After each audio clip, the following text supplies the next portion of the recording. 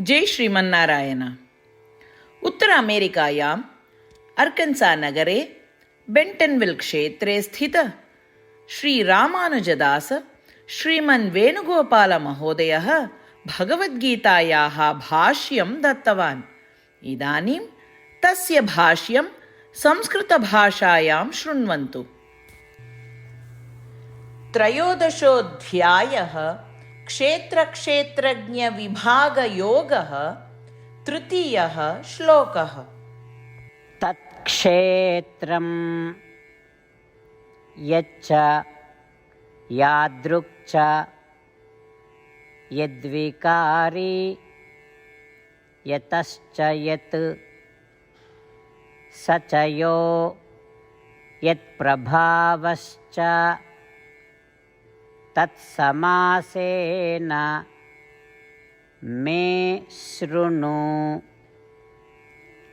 ओम्।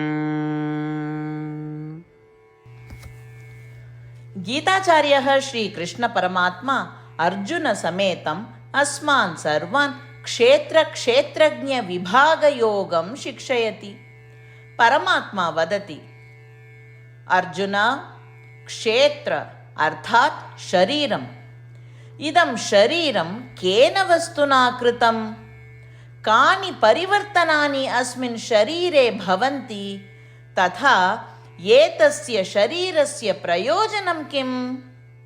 इदानीम् अहं तुभ्यं स्पष्टतया वर्णयामि। श्रद्धया शृणु अर्जुन।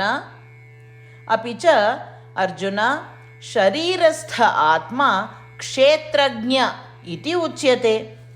आत्मा शरीरे वर्तते। आत्मनः प्रकृतिः किं भवति? तथा आत्मनः शक्तिः कः? अहं त्वां विवृणोमि अर्जुन, शृणु। एवं श्रीकृष्णपरमात्मा देहात्मनोः विषये विवृणोति। इदानीं वयं सर्वे श्रीकृष्णपरमात्मना उपदिष्टं क्षेत्रक्षेत्रज्ञयोः गुणान् शृण्मः। श्रीकृष्णपरमात्मनः उपदेशान् ध्यायन्तः वयं सर्वे सत्कर्माणि कर्तुं प्रयत्नं कुर्वन्तः अस्माकं शरीरम् उत क्षेत्रस्य सदुपयोगं कुर्मः। अस्माकं जीवनं सार्थकं कर्तुं श्रीमन्नारायणे शरणागतिं कुर्वन्तः वयं सर्वे श्रीकृष्णपरमात्मनः वचनानि अनुसरामः। तत्क्षेत्रं यच्च यादृक् च यद्विकारी यतश्च यत् स च यो यत्प्रभावश्च तत्समासेन मे शृणु। श्रीमद्भगवद्गीतायाः सारांशः, अष्टप्रतिज्ञाः च। श्रीकृष्णपरमात्मना भगवद्गीतायाः 18 अध्याये 65 श्लोकात् 70 श्लोकेषु 8 विषयाः गीतायाः सारांशरूपेण उक्ताः सन्ति। श्रीकृष्णः वदति, एतेषाम् 8 विषयाणाम् अनुसारिणः एव मम प्रियाः, अहं तान् सर्वथा रक्षिष्यामि इति। श्रीकृष्णपरमात्मनः सम्पूर्णां भगवद्गीतां श्रुत्वा अर्जुनः वदति यत् करिष्ये वचनं तव इत्युक्ते, हे कृष्ण, भवान् यथा वदति तथैव करिष्यामि। अत एव श्रीकृष्णः सर्वविधसाफल्येन जयेन च अर्जुनम् अनुगृहीतवान् अस्ति। वयमपि एतान् 8 विषयान् अनुसरेम इति प्रतिज्ञां कुर्मः। अस्य वचनस्य अपेक्षया अन्य पूजा, तपः, यज्ञः किमपि नास्ति एव। एताः 8 प्रतिज्ञाः स्वमनसि हृदये च धारयन्तु। एतया प्रतिज्ञया श्रीकृष्णस्य प्रीतं मुखं वयं पश्येम।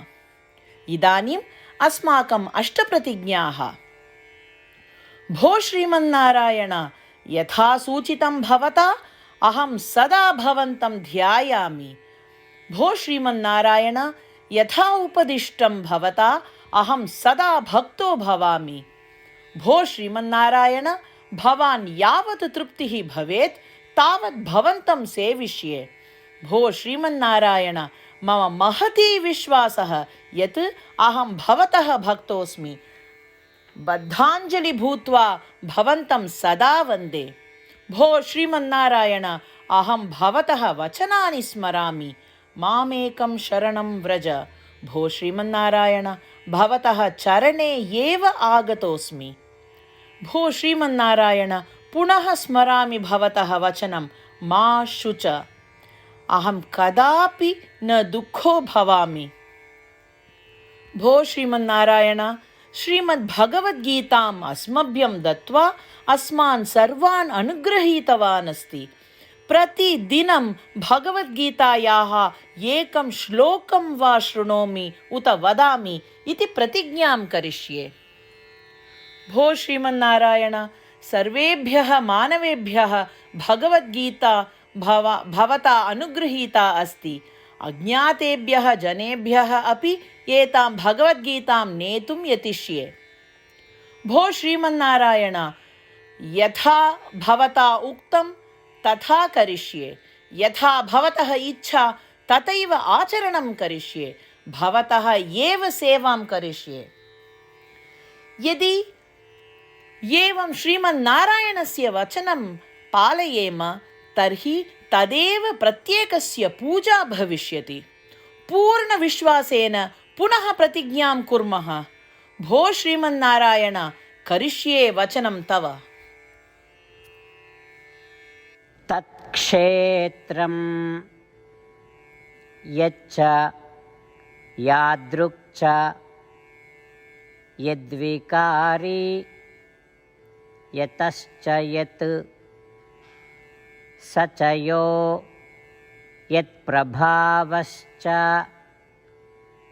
तत्समासेन मे शृणु। ॐ तत्क्षेत्रं यच्च यादृक् च यद्विकारी यतश्च यत् स च यो यत्प्रभावश्च तत्समासेन मे शृणु।